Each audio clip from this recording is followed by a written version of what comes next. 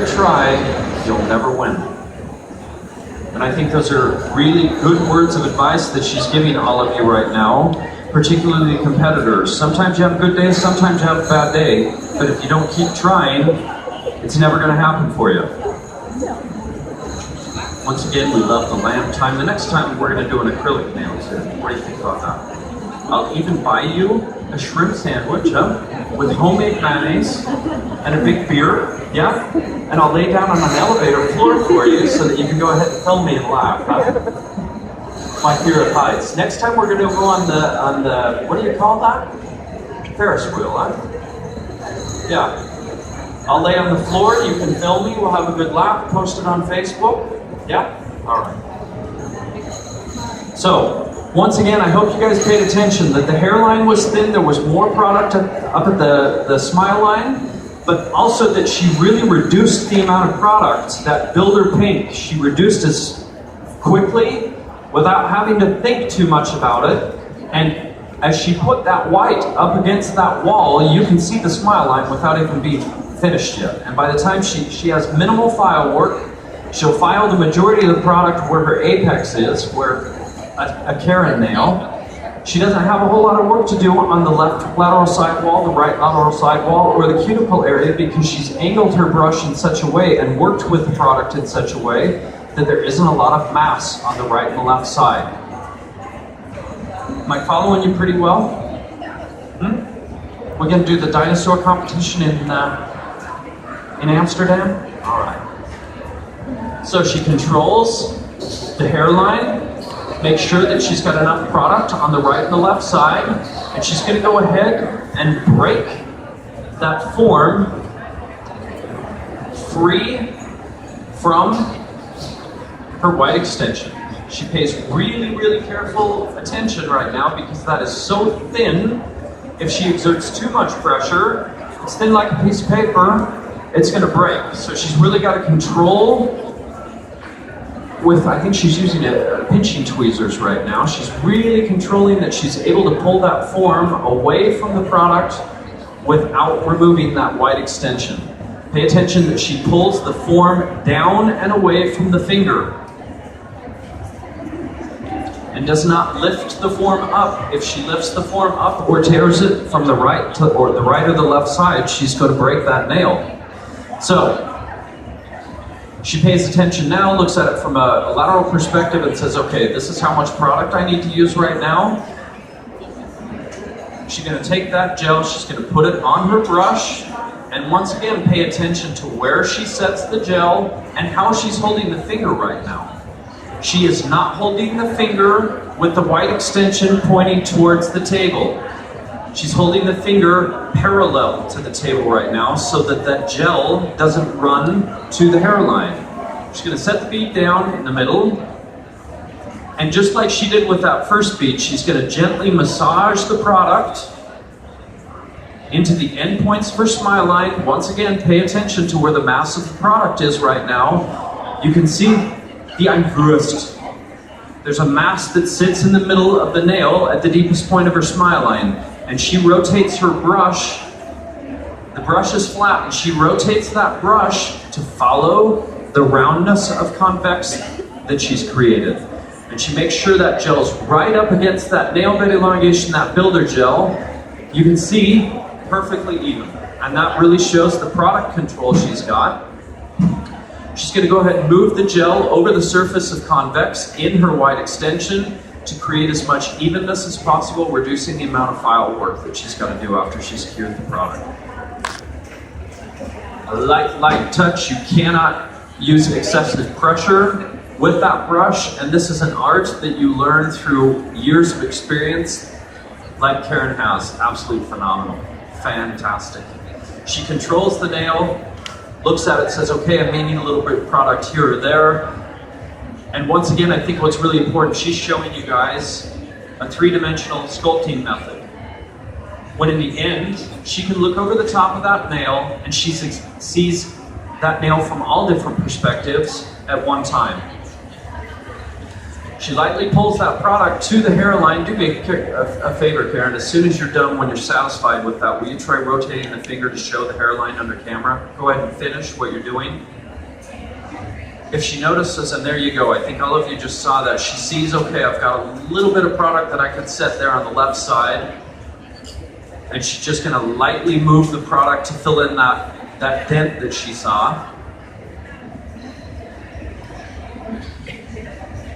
And she'll move it, like I said, she just barely touches the surface of that product, lifts up a string of gel, and moves it where she needs it to be.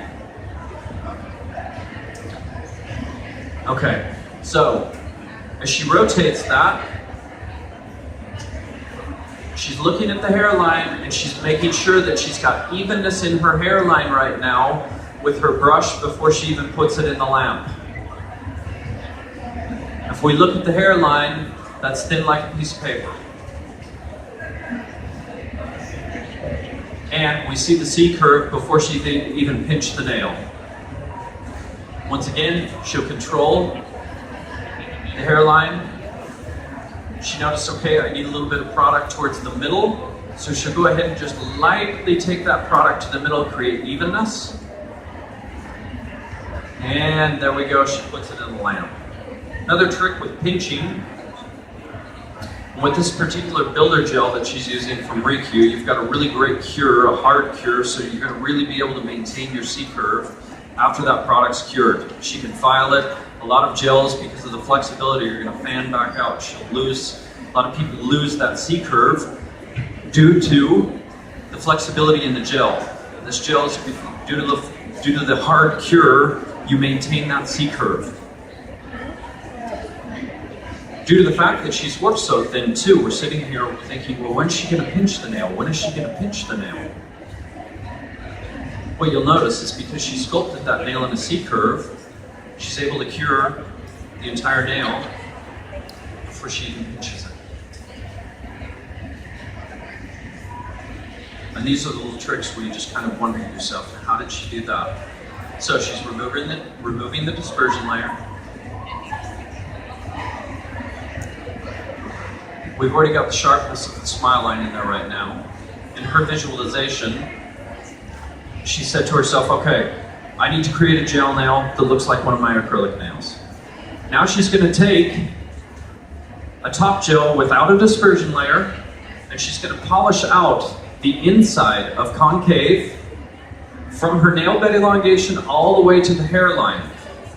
Now the reason she's doing this and the reason she's using a top gel without a dispersion layer is when that top gel cures, a top gel without a dispersion layer cures very hard. And it's going to hold her C curve. She's going to file the nail out, but because there's this top gel underneath in concave, it's going to hold the C curve. Now she's going to go ahead and pinch the nail. Pay attention to what part of the nail she's pinching right now. She used her pinching tweezers and she set her pinching tweezers on the right and the left end points of her smile line, and then she starts to apply pressure. Once again, because she's created her C curve with the product, what she's doing right now is she's just really wrapping that product into the lateral sidewalls. When she's satisfied with her pinch, she's going to take a pinching clamp, and exactly where she pinched the nail with the pinching tweezers is where she's going to sit her pinching clamp. She squeezes that nail together until she sees no space between the pinching clamp and that white extension.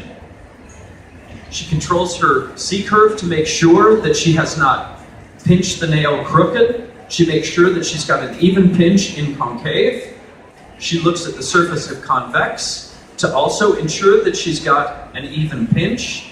It's not only that you can see evenness in your pinch in concave or from a perspective looking at the nail up front or the hairline, you can also see evenness in your pinch when you look from the client perspective. I was very fascinated when we were in Sweden because Stephanie and I have developed a certain technique, and we were having fun with one another. We both sat down and started doing demo nails, and we're sitting across the room from one another, and I'm paying attention to her saying, okay, we both started at the same time. I've got to hurry, I've got to hurry, I've got to hurry. I'm not sure who won. I think it was you won. I think you got me by a little bit, huh? That's friendly competition, you know, it's between dinosaurs.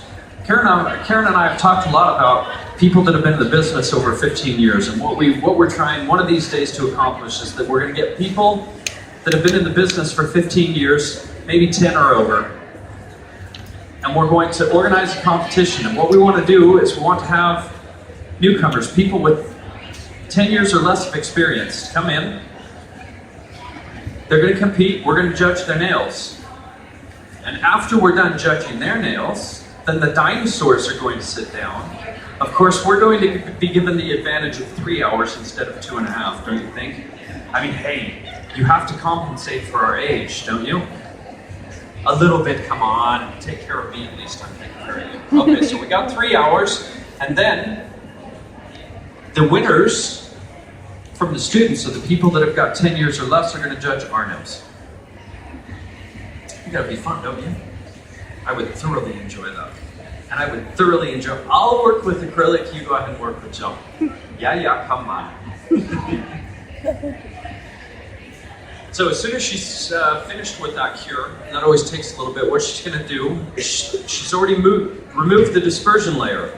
After that white came out, she cured, she removed the dispersion layer. I hope all of you noticed that she did not remove the dispersion layer in concave. She left the dispersion layer there so that when she took the top gel and polished it out, she has adhesion. So the nail is cured. She's going to take a file and she's going to file that nail into perfection. She starts at her hairline and files that nail into form. Pay attention to the way she holds the white extension between her middle and ring finger and thumb to keep stability in that white extension. If you're not holding that and you file a nail that length, it's not real comfortable for the client or the model. She's now going to concentrate on her lower sideline, and she's pulled that white gel down enough. And what you're going to see is she pulled enough white gel into that lower sideline that she's able to file a straight line and create a really sharp endpoint to that smile line. And for the competitors, that's hugely important when the smile line is being judged, that the endpoints of the smile line are defined and very visible to see. When she's satisfied with her lower sideline coming straight out, she'll rotate the finger and file the other lower sideline the same way, making sure that the endpoints of her smile line are defined. She pays attention definitely not to file too much away on the right and the left side, of course. She sculpted the nail, creating her lower side lines by sculpting, so she has minimal file work. She controls from on top the side lines to the sides, and now she's going to go ahead and start working right away in convex. What she's just done, she laid the file in the lateral sidewall and then rotated that file about 1 millimeter towards the center of the nail, and then started filing smooth, even file strokes. You can see she's not touching the hairline right now, she's just where the mass of the product is, and as she reduces the mass of the product, the file by itself will start to come towards the hairline.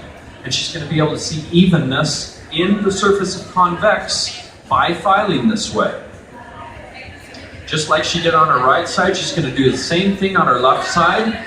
And I don't know if you guys noticed this as well. When she files that straight from her apex to the hairline, she rotates the file, part of the file that's facing her, she rotates that to the middle of the nail as she files back and forth. And that creates that signature tapered look from Karin.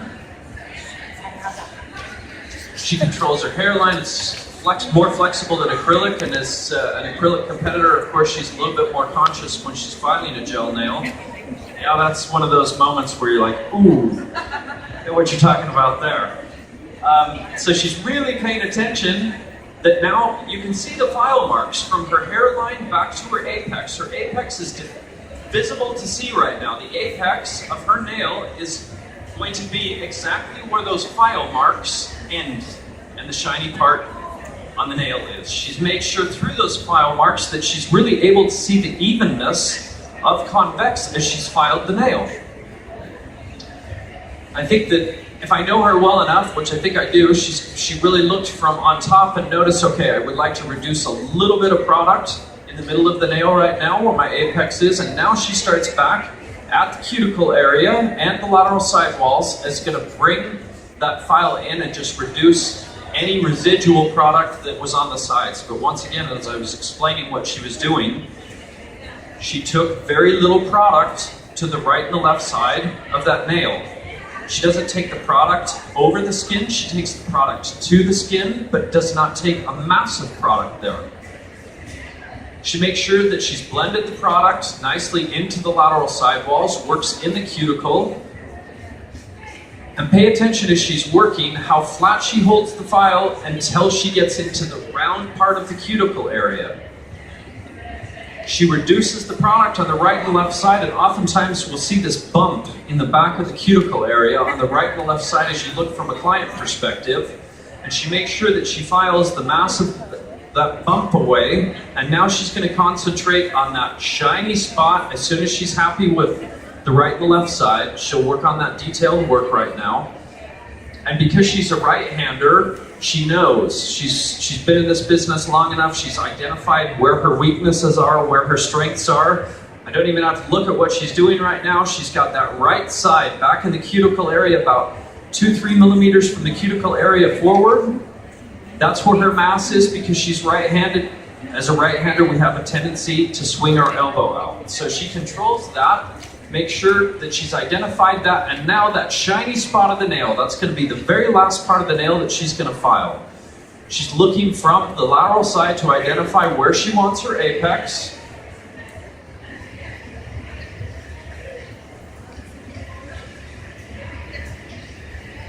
Once again, it's nice and thin back in the cuticle area. It's wrapped around the natural nail. And that's also something that's really important to identify, is that the product looks like it's wrapped around the natural nail plate and not sitting on top of the nail plate. It should look like it's coming from the body, growing from the cuticle area forward. And I think it's also really important that when Karen's done with this nail, I would encourage everyone to take a glance at this nail, not necessarily under camera, but with your own eyes. If you haven't worked under camera before, a good way to train, I would also tell you guys this. We've all got cameras, and most of us have a computer. If you hook your camera up to a computer and you film while you're working, the amount of product that you take on your brush, if you look at it on the computer screen, when it's on your brush, you'll think to yourself, oh my God, I've taken 20 grams of product on my brush right now. Just so you guys realize that when we're working under camera, what looks like a lot of product is very minimal when it's not on camera. So she looks from the client perspective to make sure that she's completely even in convex right now. Also, a great method, a trick that she's showing, is looking from that convex, from that client perspective in convex. She identifies unevenness right away and is able to concentrate with her file where she needs to reduce mass of product and where everything's good. Can everyone see right now at the hairline right now, there's almost like there's a shadow there. That shadow is because that nail is so thin, you can start to see through that white extension, which is exactly, in an international competition, what the judges want to see. She's been judged over the course of 2 decades. And so, of course, she knows also as an international judge, she's won London Nail Olympics, I don't know how many times, and she's also been there as a judge, I don't know how many times. So she definitely knows what she's looking for, and showing you guys this trick right now. Once again, the client perspective is really, really important to check your evenness. And there's a typical Karin nail for me. That's what I like to see. And I even like the smile on your face, brother. I know you're a little bit happy. There's things where you say, oh, I wish I could have done that different, but overall, if there's a little bit of a grin there, it's not that catastrophic, right? Nod your head for me. Yeah. Once again, the fine details are really important. The devil is in the details. Like I said, if you don't pay attention to the fine details, then there become difficulties in all of that. And once again, it's not just about a competition. These are the details that you need to focus on when you're working in the studio as well.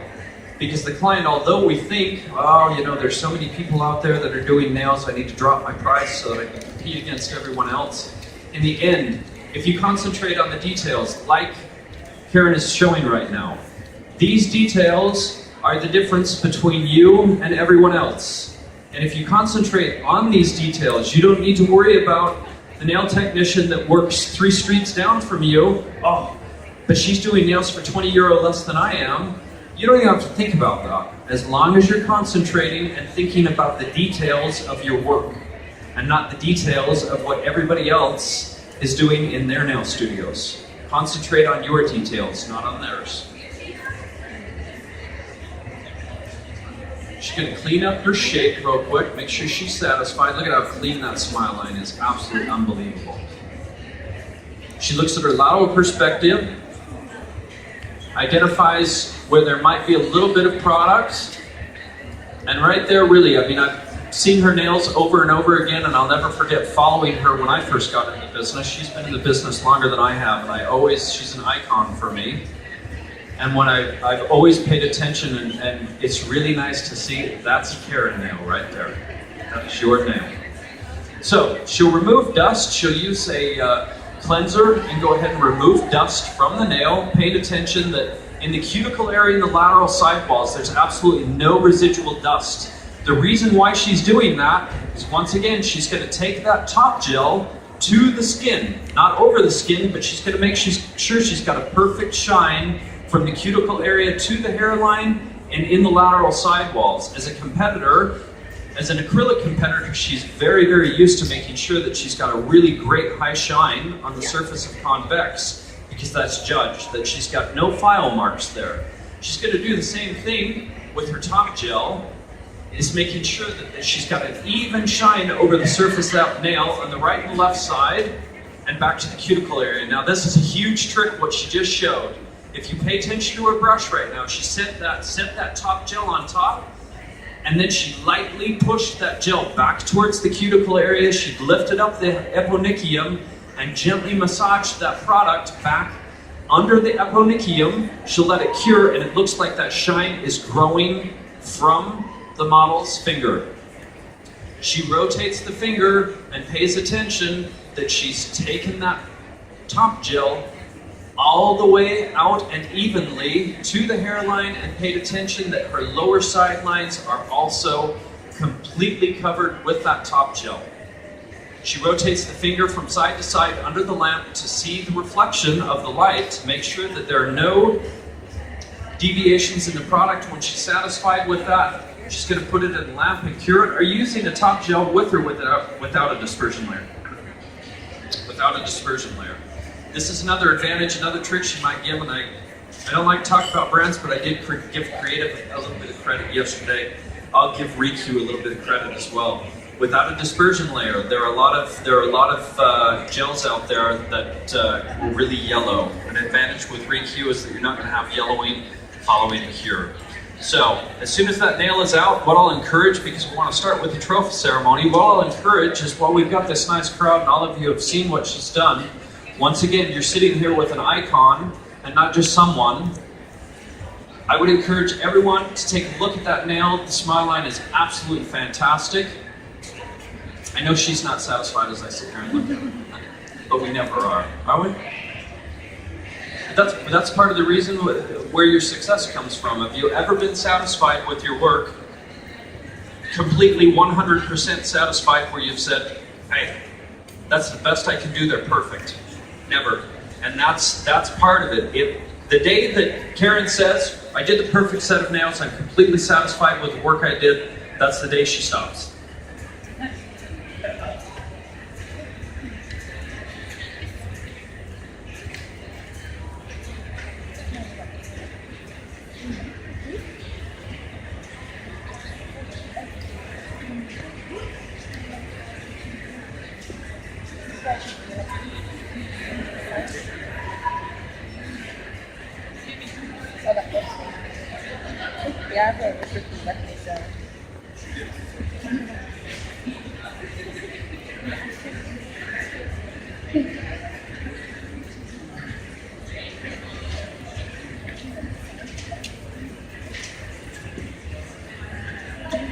So she's going to use an oil to make sure she conditions the skin surrounding the nail, with the surface of that nail. Take a look at that smile line. Another little trick that she's showing you right now is if you use a nail wipe after you've applied oil to the surface of convex and rub it, it's going to put that extra high shine on that nail.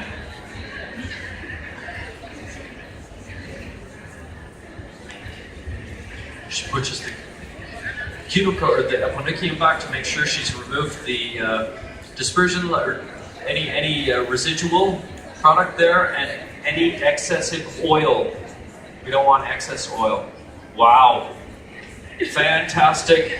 Thank you so much, Karin, for the first time. Absolutely amazing. Thank you.